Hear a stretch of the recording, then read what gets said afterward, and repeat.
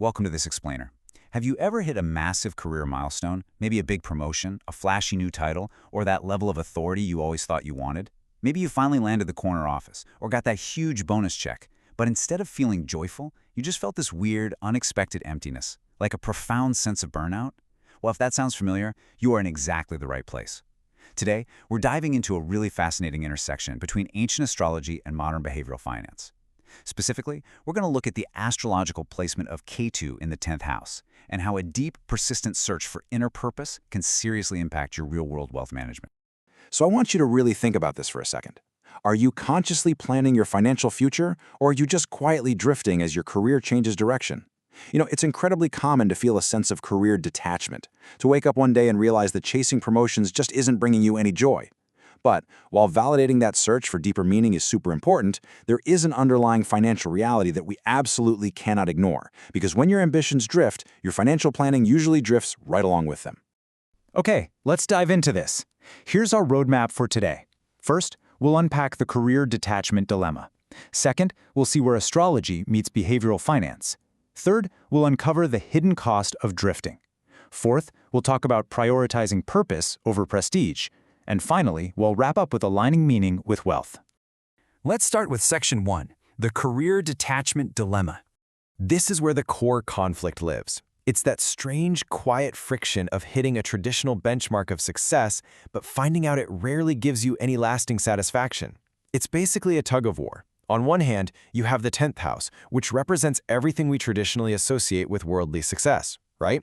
Profession, reputation, authority, leadership, achievement. But on the other hand, you have Ketu, and Ketu represents the exact opposite energy. We're talking detachment, spiritual growth, inner wisdom, and letting go of worldly attachments. So when Ketu sits right in the 10th house, it creates a psychological environment where your drive for external success is just constantly being pulled back by an internal need for spiritual detachment.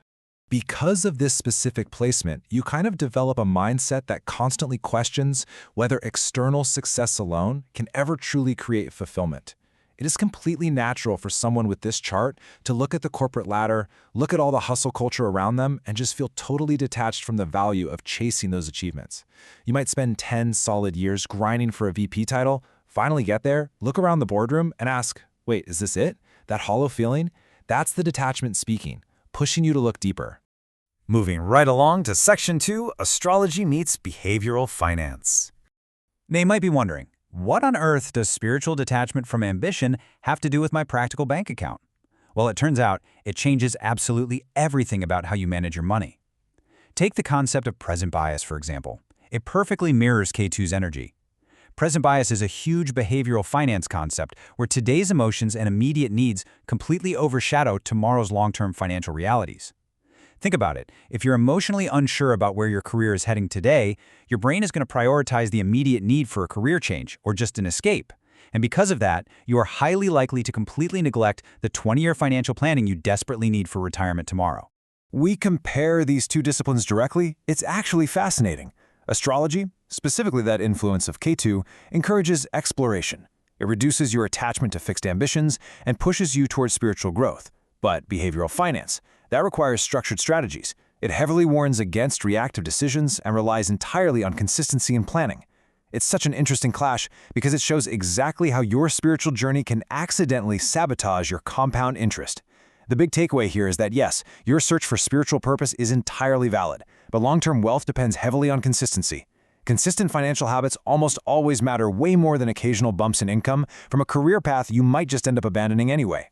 Which brings us to Section 3, the hidden cost of drifting. We really need to talk about the quiet, often totally invisible financial damage that happens when your career path starts wandering. It builds into a vicious cycle that can seriously disrupt your wealth creation. It usually goes like this. Step 1, you enter a new role, convinced that this one will finally give you meaning. Step 2, you reach your goal, but the novelty wears off and you lose interest because the success feels temporary. Step 3, because something new suddenly looks way more attractive, you change your professional path entirely. Maybe you jump from corporate law to a nonprofit, and then suddenly you're doing freelance consulting. And then comes Step 4, which is the most dangerous part. Because your career is in constant flux, you delay your long-term financial planning. It's a very noble search for meaning for sure, but it unintentionally makes your financial progress dangerously reactive. Your financial plans end up changing as often as your career direction. And all of this detachment creates some highly specific financial blind spots. Someone who is unsure about their professional goals might repeatedly postpone their retirement planning, or delay investing simply because they literally have no idea what their income will look like next year. They avoid structured financial strategies altogether. Even worse, feeling detached from external success really weakens your motivation to fight for salary negotiations or to push for business expansion. You stop advocating for your own wealth because the prestige of the money just doesn't motivate you anymore. But here's the harsh truth. Your future self still needs that money to survive. The stock market does not care if you're detached from ambition. Inflation happens whether you're spiritually enlightened or not. Let's shift gears to Section 4, Purpose over Prestige. Okay, so it isn't all bad news. Actually, there is a massive positive side to this astrological placement that can serve as an absolute financial superpower if you know how to leverage it. Ketu significantly reduces the emotional need for prestigious job titles, public admiration, and luxury offices. All those things are essentially status traps. But because you don't care about them, you gain what we call protective strengths. Shedding the desire for prestige is a legitimate, quantifiable behavioral finance advantage. It grants you near-total immunity to unhealthy social comparisons. It frees you from status-driven spending. You just don't feel the need to buy a luxury car you can't really afford or a massive house just to impress people you probably don't even like. That lack of pressure to impress others, it keeps thousands of dollars in your pocket every single year, deeply protecting your baseline wealth. So, where should you direct all that energy? People with this placement are naturally drawn toward careers that provide personal meaning over public recognition. We're talking about paths like teaching, research, healing, creative professions, consulting, spirituality, or social service. In these fields, deep, lasting satisfaction is actually possible because your primary driver is internal purpose, not external validation. You aren't constantly fishing for the next gold star for management. Recognizing this alignment can finally put an end to that endless expensive cycle of job hopping we talked about earlier and ultimately bring some real stability to your income stream. Finally, Section 5, Aligning Meaning with Wealth. This is where we bring the whole explainer together, marrying your spiritual need for purpose with the incredibly practical need for financial consistency. You have to literally anchor your search for meaning with absolute, unshakable financial discipline. The absolutely crucial point here is this. Behavioral finance reminds us that purpose alone cannot replace preparation. If you want to do meaningful work, if you want to be a healer, a teacher, an artist, that work only becomes truly sustainable when it's backed by disciplined saving, consistent investing, emergency planning, and solid long-term wealth-building strategies. Which leads us to the ultimate takeaway of our entire exploration today.